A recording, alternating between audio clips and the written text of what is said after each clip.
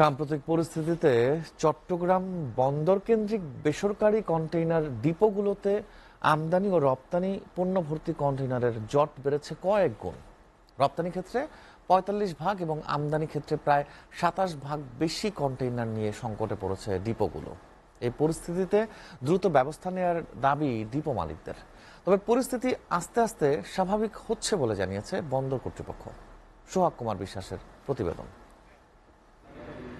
চট্টগ্রাম বন্দরকে কেন্দ্র করে পরিচালিত ১৯টি বেসরকারি কন্টেইনার ডিপো বা অপডকগুলোতে স্বাভাবিক সময়ে রপ্তানি পণ্যের কন্টেইনার থাকে ৭ থেকে ৮ হাজার, আর আমদানি কন্টেইনার থাকে ৭,৫০০-এর মতো।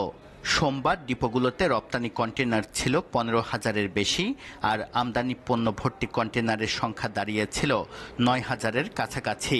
এর বাইরে খালি কন্টেইনারের মজুদ রয়েছে প্রায় ৪৫,০০০। বন্দর ব্যবহারকারীরা বলছেন, সাম্প্রতিক পরিস্থিতিতে চট্টগ্রাম বন্দরে কন্টেইনার জট বেড়েছে। এর বাইরে নিরাপত্তা ও পরিবহন জটিলতায় ডিপোগুলো থেকে জেটিতে কন্টেইনার স্থানান্তর ধীরে হচ্ছে, যার নেতিবাচক প্রভাব পড়েছে আমদানি রপ্তানি বাণিজ্যে।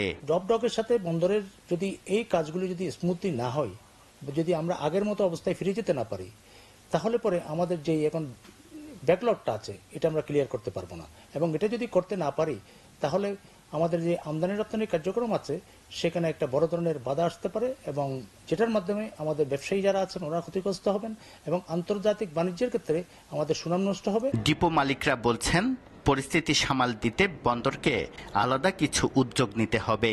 এর মধ্যে আমদানি পণ্যের ক্ষেত্রে নির্দিষ্ট সময়ের জন্য বিপজ্জনক ও একাধিক আমদানিকারকের পণ্য ভর্তি কন্টেইনার ছাড়া বাকিগুলো ডিপোতে নেয়ার ব্যবস্থা না করলে সংকট ঘনীভূত হবে। রপ্তানি পণ্যবাহী কন্টেইনারের জটটা কমাতে হবে চট্টগ্রাম বন্দরে, এবং আমরা মনে করি যে সকল ধরনের আমদানি পণ্য যদি অফডকগুলোতে ডেলিভারির অনুমতি দেয়া হয় সাময়িকভাবে বা ১ মাসের জন্য, তাহলে এই জটটা হয়তো খুব আশু সমাধান হয়ে যাবে। তবে বন্দর কর্তৃপক্ষের দাবি, পরিস্থিতি এখনো সামাল দেওয়ার মতো অবস্থাতেই আছে। দেশের বিদ্যমান পরিস্থিতিতে যতটুকু সংকট হয়েছে তা ধীরে ধীরে কাটতে শুরু করেছে।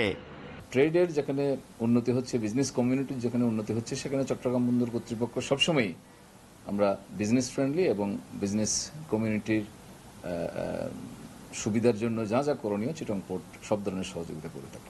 বেসরকারি অপডকগুলোর ব্যবস্থাপনার উপর নির্ভর করে চট্টগ্রাম বন্দরের সক্ষমতা।